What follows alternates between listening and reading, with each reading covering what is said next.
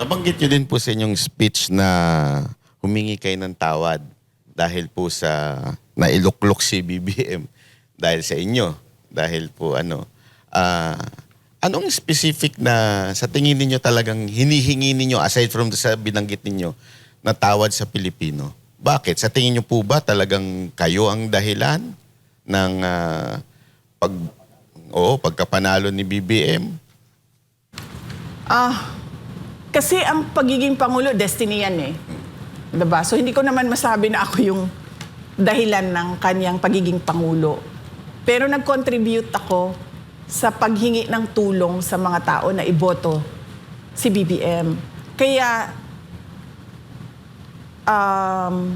madaming beses na rin, tulad ng sinasabi ng mga tao na lumaban ka, madaming beses na rin ako na real talk sa daan na masasalubong ko yung tao, makakasalubong ko yung tao, or kumakain ako, tapos merong kumakain dyan sa ibang lamesa, tapos magpapapicture sasabihin, alam mo, binoto namin si BBM dahil sa iyo eh. Kasalanan mo talaga lahat to eh.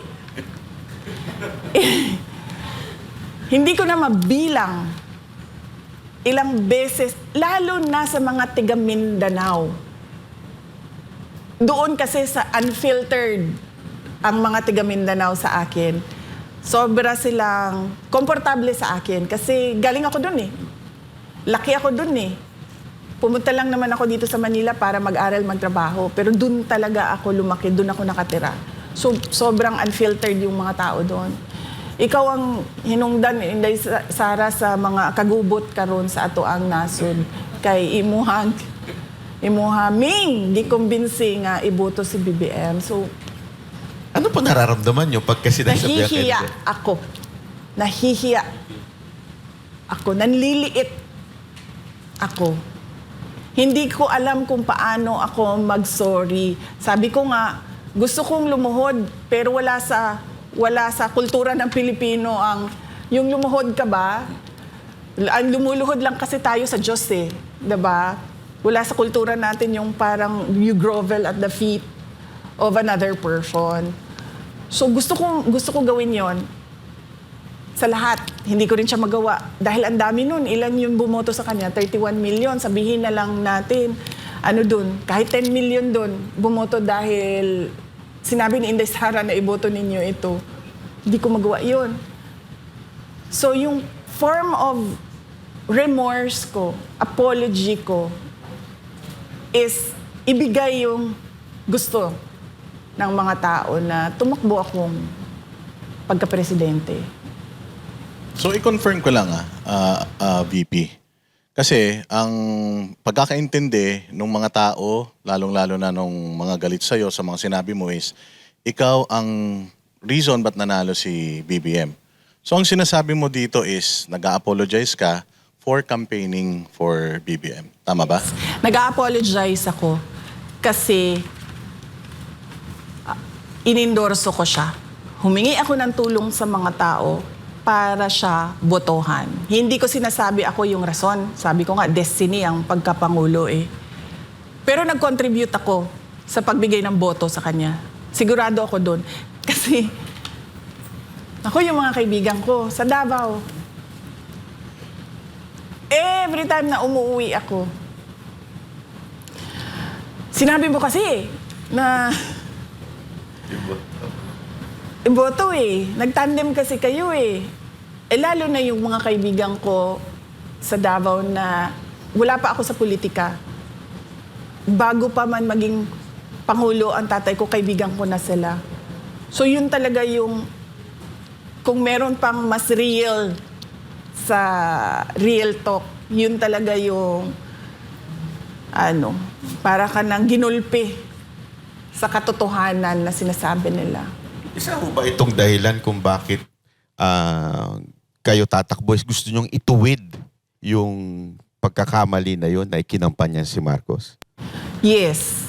Gusto kong ayusin ang mga pagkakamali na ginawa sa bayan natin. VP, natatawa lang ako. Kasi gusto ko lang itanong kasi nung Hindi ka tumakbo noong 2022 bilang presidente. So kung meron kang time machine at babalik ka, tatakbo ka bang presidente o magme-mayor ka na lang dahil sa mga nangyayari ngayon?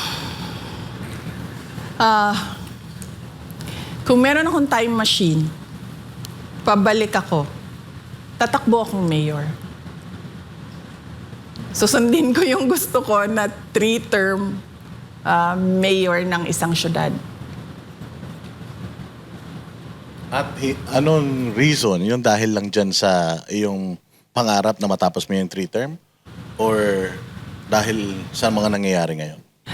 Dahil kung hindi ako tumakbo, yung mga hiningan ko ng tulong, hindi boboto yun kay BBM. So baka pa natalo siya.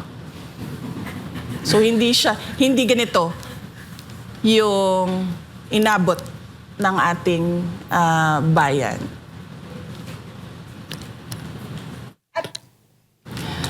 Baka nga talaga natalo siya. Kasi nung pag-recruit sa akin, at hindi ko naman ito first time na sinabi ha. Sinabi ko na ito eh. Nirecruit ako ni Senator Amy Marcos, tumakbong Vice President. Tinanong ko siya, bakit ako? Sabi niya, kailangan namin ng Mindanao kasi kung wala ang Mindanao, matatalo kami ni Lenny. Sabi ko, Mindanao lang pala ipinag-uusapan natin dito eh. Ang dami namin tiga Mindanao. Nandyan si Bato, nandyan si Bongo.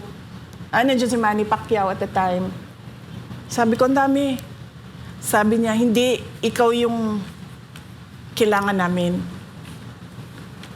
So, alam nila na hiningi nila yung tulong, kumbaga, para madagdagan yung boto.